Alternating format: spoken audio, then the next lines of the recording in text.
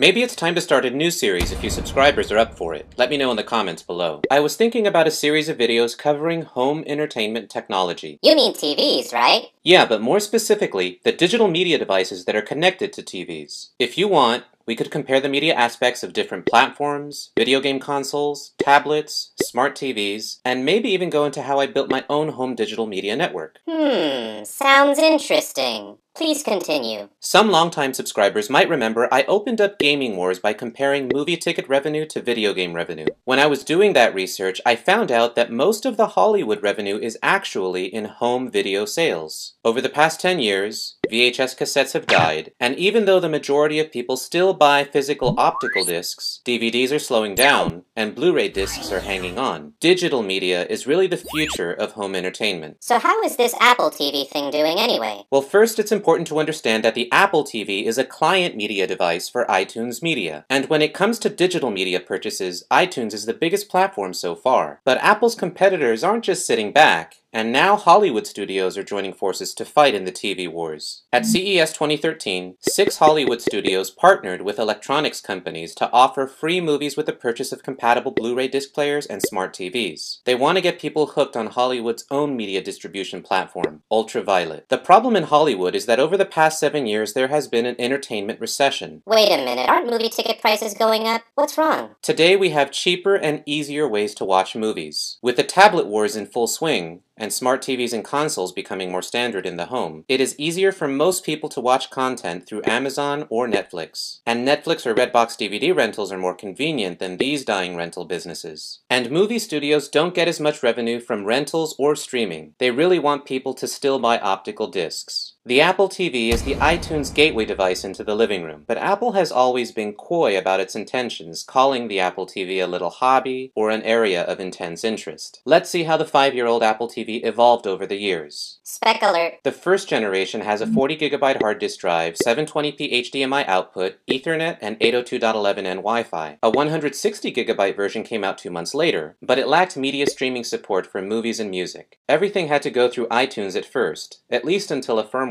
update later on. The second generation Apple TV was rebuilt from the ground up. A quarter of the size and a third of the price, the software was built on the iOS platform, and now it could stream content from Macs or iOS devices through a key feature called AirPlay. It's really a streaming device without the hard disk drive. The third generation Apple TV came out almost a year ago, and the highlight was 1080p HDMI video output and the same Apple custom single-core version of the A5 chip that powers the iPhone 4S. The point of this video is to say, don't buy an Apple TV.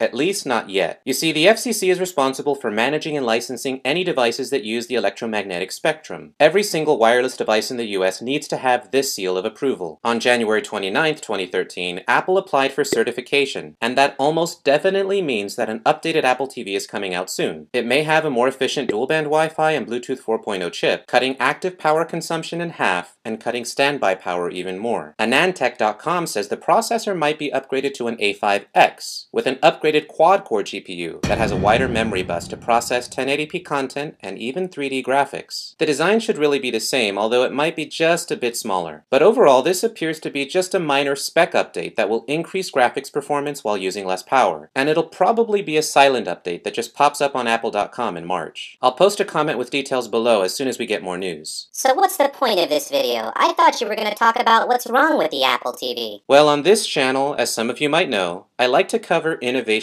everywhere. And during the Gaming Wars series, I really wanted to figure out a way to talk about the innovations going on in the distribution of movie and TV content. I figured I could use this small Apple TV story to see if you guys would like me to start a TV Wars series, as a way to look at how consumer electronics might affect the way we watch media at home. For example, check out this teaser.